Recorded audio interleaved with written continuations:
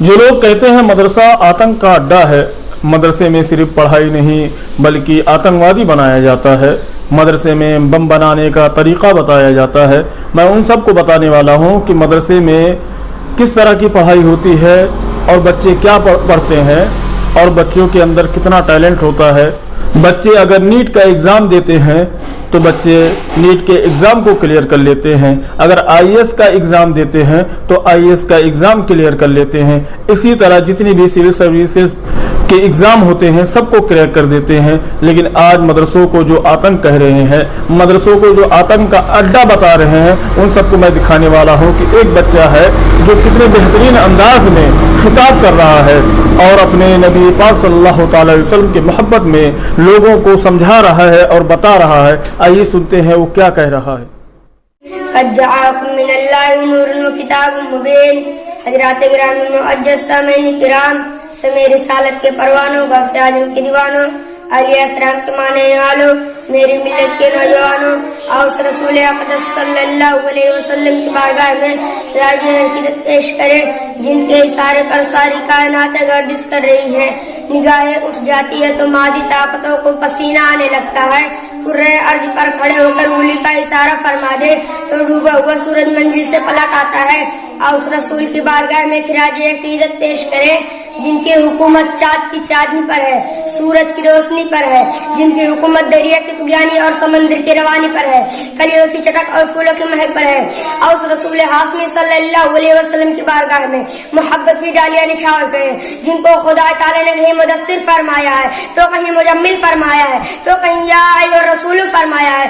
آئے اس رسول کی اس کو محبت میں سرسار ہو کر نذرانہ دل لٹانے کی سعادت حاصل کریں۔ پڑھے درود شریف۔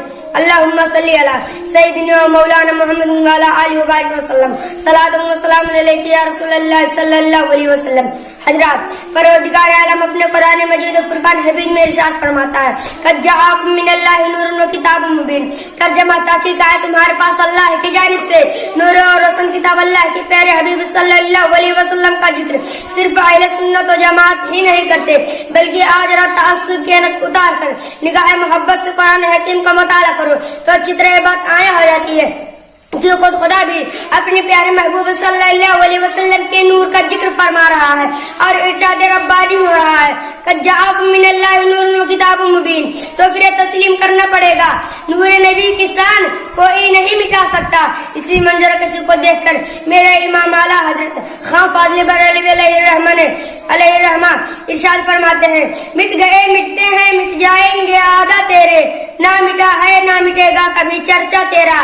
کیونکہ قرآن کے زیر و جبر کو کوئی شخص تبدیل نہیں کر سکتا، حروف کو تبدیل نہیں کر سکتا، اس لیے کہ مسلم بات ہے کہ قرآن کی حفاظت کا ذمہ خود خدا پاک نے لے لیا ہے۔ چنانچہ اللہ تعالی ارشاد فرماتا ہے، انا نحن نزلنا الذکر وانا له لحافظون۔ جس نور کا ذکر خود خدا کرے تو غیروں کے گھٹانے سے کب گھٹ سکتا ہے، جس کی ترجمانی مجدد دین و ملت امام اہل سنت قاطع شرک و بدعت امام احمد رضا خان فاضل بریلوی نے فرمائی ہے۔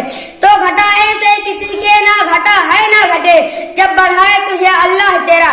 کہاں ہے وہ لوگ جو نور اعلی نور کی ذات مبارکہ پر حملے کرنے میں سرگردہ رہتے ہیں؟ کہاں ہے وہ لوگ جو نور نبی کو صرف بصر سے تعبیر کرتے ہیں؟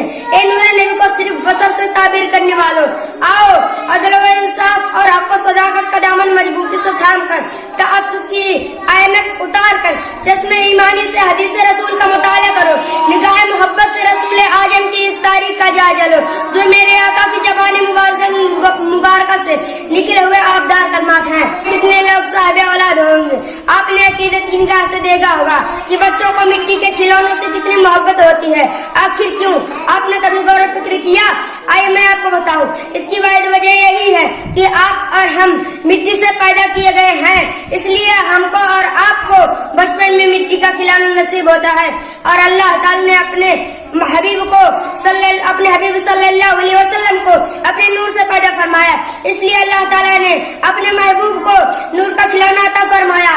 اعلیٰ حضرت فرماتے ہیں، چمک جھک جاتا جدھر اگلی اٹھاتے مہد میں، کیا ہی چلتا تھا اشاروں پر کھلونا نور کا۔ نور کے بارے میں تو آپ نے سماعت کر لیا، لیکن اب آئیے دیکھتے ہیں کتاب کسے کہتے ہیں۔ مفسرین کرام فرماتے फरमाते हैं नूर से मुराद हुजूर सल्लल्लाहु अलैहि वसल्लम की जात मुबारक है और किताब से मुराद कुरान मजीद है। किताबें तो बहुत सी हैं, मसलन इंजील भी है, किताब तौरेत भी है, किताब ज़बूर भी है, किताब महाभारत और गीता भी है और छोटी बड़ी बहुत सी किताबें और सहीफे हैं। लेकिन मैंने इंजील से पूछा कि ए इंजील बता तेरा नाम क्या है, तू क्यों और किस वक्त नाजिल हुई, लेकिन इंजील ने जवाब नहीं दिया। तो मैंने तौरेत से पूछा कि ए तौरेत जरा ये तो बता तू कब नाजिल हुई और किस लिए, दिन में या कि रात में, लेकिन तौरेत ने कोई जवाब ना दिया। फिर मैंने जबूर से पूछा कि ए जबूर तुम्हारा नाम क्या है, तू किसके पास आई, दिन में या कि रात में, लेकिन जबूर ने भी कोई जवाब ना दिया। अल मुख्तसर एक ही मैंने सभी से सवाल किया लेकिन किसी किताब ने जवाब ना दिया, मगर कसम खुदा के मुसलमानों जब मैंने कुरान से पूछा कि ऐ कुरान तेरा नाम क्या है, कुरान जवाब देता है कुरान मजीद, मेरा नाम कुरान मजीद है।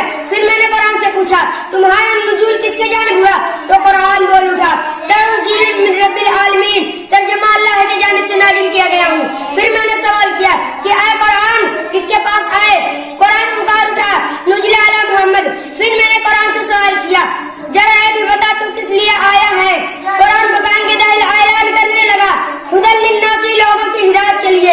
इस सवालों का जवाब सुनते हुए फिर मैंने कुरान से पूछा कि ऐ कुरान तेरा नाम, ऐ कुरान ये तो बता कि दिन में आया रात में, कुरान पुकार उठा और ये कहा ए साहिल तू पूछता है कि रात में आया दिन में, तो ये जवाब सुनो इन्ना अंज़लनाहु फी लैलतिल क़द्र, यानी मैं लैलतुल क़द्र में आया।